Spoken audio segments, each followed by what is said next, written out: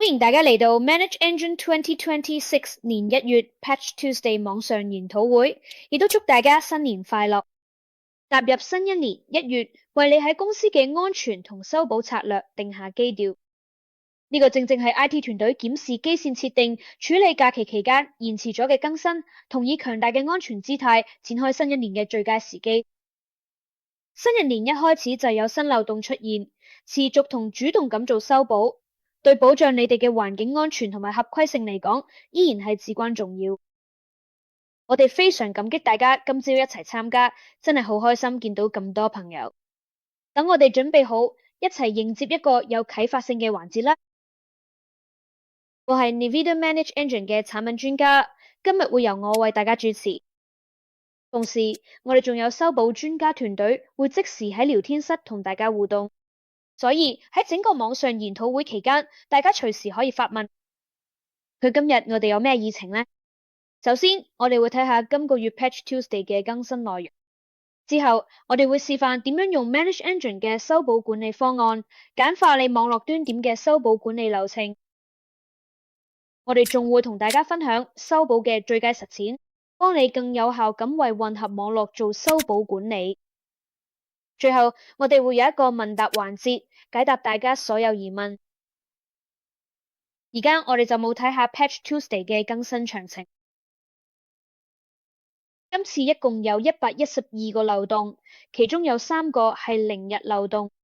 我哋會喺之後嘅投影片再詳細講，但係睇返今次嘅分佈，一共有175個以上嘅修補程式釋出，用嚟解決呢112個漏洞。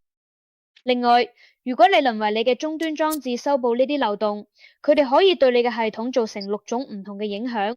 呢啲影響我哋都會喺之後嘅投影片詳細討論。佢就好似我頭先講過，今個月嘅 patch 有3個0日漏洞。星期二，我快啲示範下你點樣喺我哋嘅控制台揾到0日漏洞。我哋一齊去頂部選單，係 Threats and Patches。佢左邊個欄度嘅 Threats 在嘅 Zero-Day Vulnerability。而家等我哋修補下我系統入邊呢個漏洞。我哋剔選個方格，再啟 Install Patches。佢會自動帶你去手動部署。只要應用晒所有必要設定，你就可以成功修補呢個0日漏洞。咁我哋一齊睇下今個月嘅0日漏洞有咩新發現。我哋由 CVE-2026-20805 開始講起。呢個係 Windows Desktop Window Manager 入邊嘅一個資訊洩漏漏洞。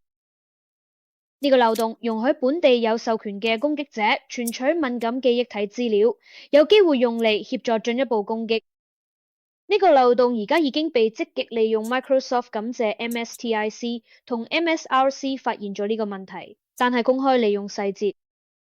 呢個漏洞獲得咗5.5嘅 CVSS 分數，下一個係 CVE-2026-21265。安全功能繞過漏洞，影響 Windows 安全啟動證書信任鏈。由於2011年頒發嘅證書已經過期，未打補丁嘅系統可能會繞過安全啟動保護，從而可能使不受信任嘅啟動組件加載。微軟已經發布更新程序，用於續訂受影響嘅證書並降低風險。該漏洞嘅 CVSS 評分為6.4。3號係 CVE-2023-1096。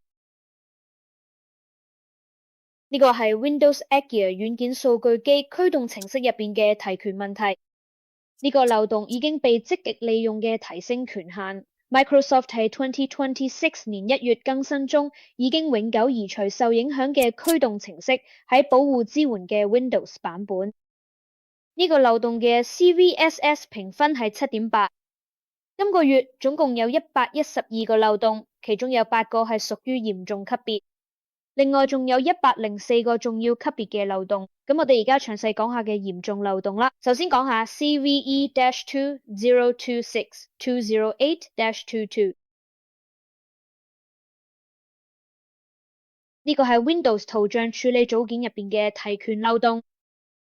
呢個 use after free 漏洞，因為記憶體處理唔當，可能會俾已認證嘅攻擊者喺本地提升權限嚟到系統權限。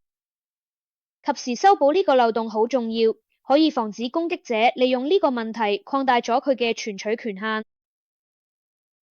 CV2026-20876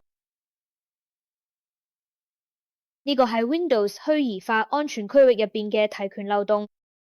VBS 安全區域入邊嘅 Heap-based Buffer Overflow 可能會俾已認證嘅攻擊者提升權限嚟到虛擬信任級別嘅存取權，繞過重要嘅隔離保護。第三個嚴重漏洞係 CVE2026209444。呢個係 Microsoft Word 入邊嘅遠端執行程式碼漏洞，因為有 out of bounds 記憶體存取漏洞，未經認證嘅攻擊者只要壓用戶打開一個特製嘅 Word 檔案，就有機會遠端執行程式碼，甚至完全攻陷成個系統。最後 CVE2026-20955 微軟 Excel 遠程代碼執行漏洞。利用此漏洞，未經身份驗證嘅攻擊者可以通過提供惡意 Excel 文件並誘騙目標打開該文件嚟執行任意代碼，呢個俾企業環境帶嚟咗重大風險。而家講到補丁嘅影響，正如我哋之前提到嘅，如果呢啲漏洞唔加以修補，佢哋可能會對你嘅系統造成6種唔同嘅影響。首先，有57個提權漏洞，22個遠程代碼執行漏洞，6個資訊泄露漏洞，3個偽造漏洞，安全功能繞過漏洞有2個，仲有拒絕服務攻擊。而家我哋一齊睇下今個月受影響嘅作業系統同應用程式。咁正如我哋頭先見到，今次總共有112個漏洞，其中92個嘅 Windows 發現，16個嘅 Microsoft Office， 3個嘅 Azure， 仲有1個嘅 SQL Server。各位參加者，如果你想攬晒 Patch Tuesday 更新嘅全部資訊，可以直接參考 Manage Engine 嘅 Patch Tuesday 論壇貼文。我見到有幾位參加者而家先加入。各位，如果你錯過咗呢個網上研討會嘅第一部分，完全唔使擔心，因為我哋有錄影呢個環節，1至2個工作天之內，我哋會同大家分享呢個錄影。同時，我哋都會將今次簡報嘅投影片發送到你登記嘅電郵地址。同時，各位嘉賓，如果你睇有咩問題，隨時可以喺聊天室度問，我哋嘅補丁專家會為你解答。